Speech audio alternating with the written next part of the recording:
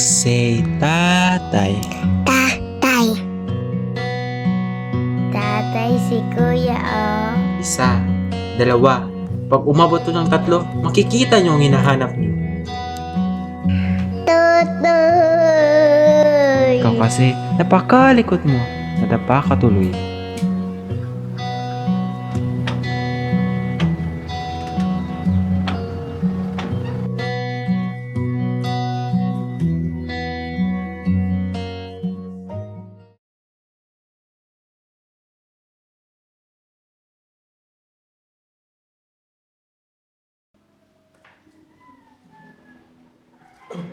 Tay, di ba sinabi ko na sa'yo huwag ka nang magpapagod? Hinintay niyo na sana ako para ako na lang yung gumawa niyan. Jerry, alam kong pagod ka na. Kaya ko na to, hindi na masaya pakiramdam ko.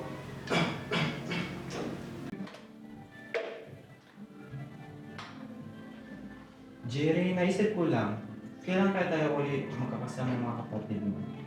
Ang tagal na rin nung hindi tayo sabay-sabay na kumakain. Siguro, uuwi din yung kapag nalaman nila may sakit na ang tatay nila. No?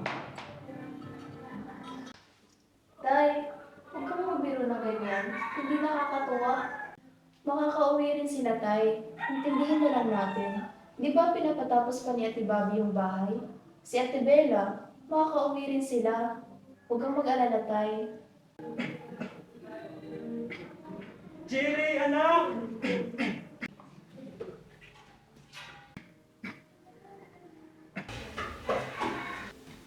Tatay Ramon! Tatay Ramon!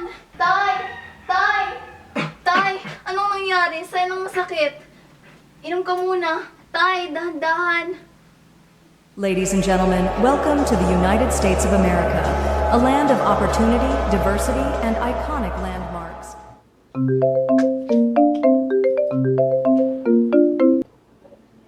Uy, Jerry, kamusta? Si tatay, inuupo pa ba? Si tatay kasi Ate Bella eh. Hindi na tubuti inuupo niya. Kung pwede sana, nakauwi mo na kayo ni Ate Bobby. Ha? Ano? Sige, check ko lang yung mga schedule ko. Teka, si Bobby, na-inform niyo na ba? Sabi kasi ng doktor na mas makabubuti kung ipapacheck up ng mas maaga. Gusto ko sana nakasama kayo ni tatay. Naalala mo di ba na mahilig si tatay sa sigarilyo? Sabi kasi nila kung tumanda na mas mataas ang tsansa na magkaroon ng cancer. Jerry, baka pwede pagpukusan mo muna yung pag-aalaga kay tatay? Baka pwede sabihin mo na mas magpalakas pa siya at hintayin niya yung pag-uwi namin. Basta Jerry ha, ipaalala mo kay tatay na makakauwi ako at may papagamot natin siya ng mas maaga.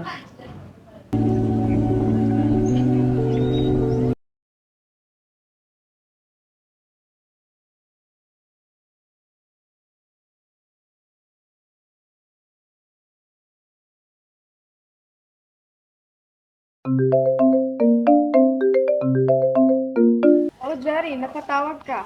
Si tatay kasi ate. Si tatay? Bakit? Kaya pala nag-text sa akin si Ate Bella. Hindi ako sigurado kung makauwi ako ng maaga, pero subukan ko kumuha dito ng ticket sa Korea ng maaga. Mas mabuti sana na mas makauwi ka ng maaga. Total, yun ka lang naman makakauwi simula na umalis ka. Bakit sabi kay tatay na magpapacheck up tayo kaagad pag-uwi ko? 안녕하세요, 모미.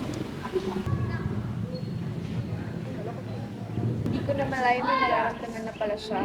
Sana okay lang yung resulta ng pagpacheck up ng pag-uwi ko.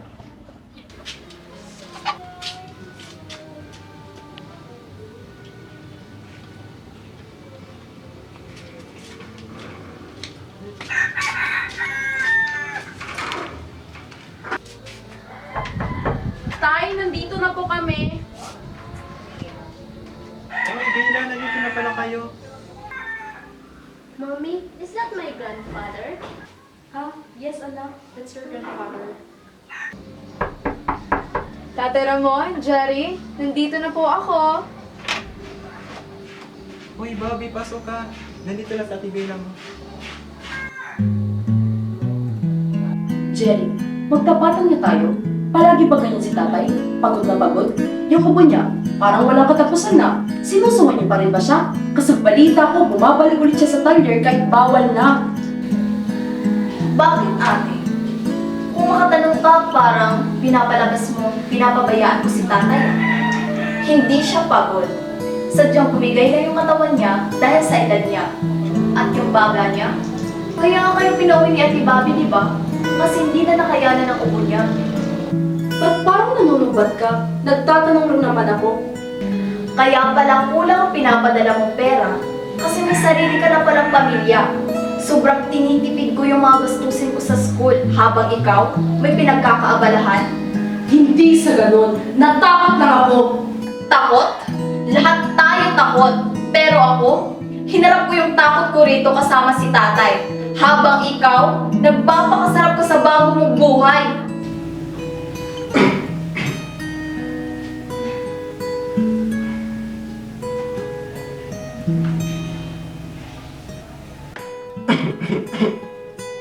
Sandali lang. Bakit ang lalakas ng boses niya? Hindi niyo ba naisip na papahinag daw tayo muna? Respeto naman. Can you guys just please stop? Masyado nang masasakit ang mga salitang sinasabi niyo. Hindi yan ang kailangan natin ngayon. Bakit sa akin napunta yung sisi? Dahil ba maaga ko nag-abroad at hindi naman ang pangarap ko? Jerry, hindi lang yan para sa akin. Pangarap nila mama na magkaroon ng sariling bahay. Tinupad ko lang yung mga pangako hanggang salita lang kay Bella. Anong pinapalapas mo? Nawala akong kwenta? Nagpapadala ako, Bobby, kada buwan ni hindi ako sumasala. Hindi pa ba sapat yun? Nung nakatapos ako, lumapit ako sa'yo, di ba? Sabi ko, Ate Bella, baka pwedeng ako naman yung umalis. Ako naman yung humanap ng kapalaran ko. Pero anong sabi mo? Huwag lang muna, Bobby. Walang mag-aalaga kay na Jerry at tatay. Sabi ko, sige, oo, titiisin ko. Pero tang-ina, napakatagal kong nag-antay bago makaalis ng ibang bansa. Naging nanay ako ni Jerry ng ilang taon. Naging tagapag-alaga ni tatay. Naging tagapagbantay ng talye. Ang bilis-bilis kong tumanda. Habang ikaw, Ate Bella, nabubuhay sa labas at nag-anak na. Ang galing nyo. Ang galing nyo kumuha ng loob ni tatay kapag nandito kayo. Pero kapag wala kayo, ako yung nakakakita kung paano siya umiyak sa kusina kasi hindi niya alam kung paano pagkakasya yung perang pinadala nyo. At simula nang mamatay si nanay, ako yung palaging nandito kay tatay.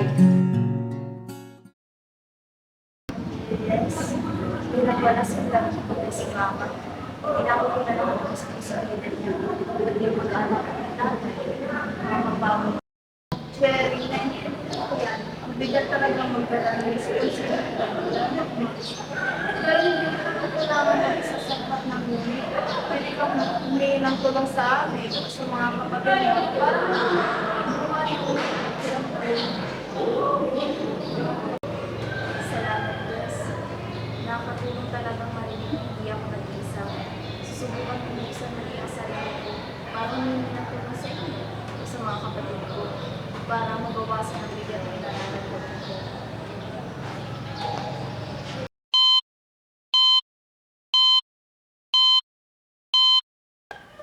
I'm sorry to inform you, but based on the test results, your father has lung cancer.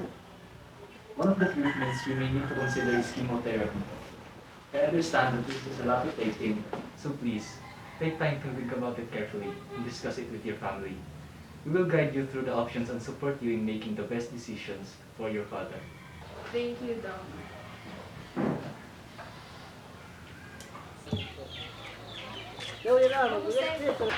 Jose, Uy, Bella, nandito ka na pala. Kumusta? bumabalik pa rin ba dito si tatay? Alam niyo naman di ba na may lung cancer siya? Nung nakarang araw, oo, pero umuwi siya agad. Siguraduhin niyo lamang hindi na siya pumupunta rito. Alam niyo naman di ba na pinagbabawalan na siya ng doktor? Sa isang iglap, nagbagong lahat.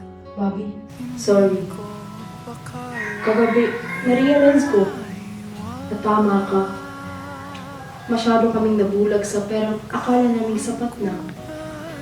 Hindi ko nakita yung pagod mo. I'm so sorry to Ate Bella. Naging madamot ako sa pangarap ko.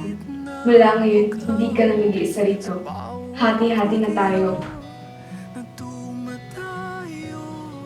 Ikaw ang kalungan. Ate Bella, Ate Bobby, pasensya na rin. Napulog lang ako, pero pamilya tayo, hindi dapat tayong... Tay, nakapag-usap na po kami. Alam namin takot ka. Alam namin ayaw niyo ng gumastos. Pero tay, pakinggan niyo naman po kami. Tay, magpagay mo na po kayo. Huwag niyo na po kaming nalalahanin. Kami na po bahala sa lahat. Buo na kami ulit to. Tay, ginawa niyo ang lahat para panahon ka. Ngayon, hayaan mo kami naman ang gumawa ng paraan para umaba ang buhay. Pero Tay, gusto ko pang makita niyo ako makagraduate. Tay, please, para sa amin, para hindi lang pangarap yung pag-uusapan natin, hindi yung mga araw na kasama pa namin kayo. Ikaw ang kumpas pag naliligaw. Ikaw ang kulay sa langit na bughaw. Sa bawat bagyo na dumadayo, ikaw ang kanlungan na kailangan ko. Kahit hindi mo alam, ilang beses mo akong niligtas. Ikaw ang hantungan at aking wakas.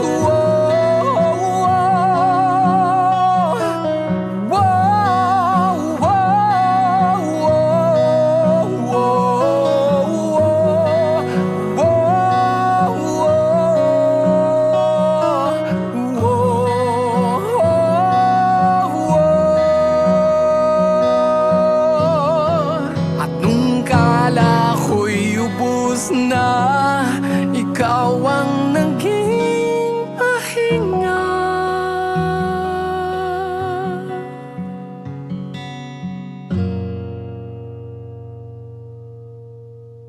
Ikaw yung kumpas nung naliligaw.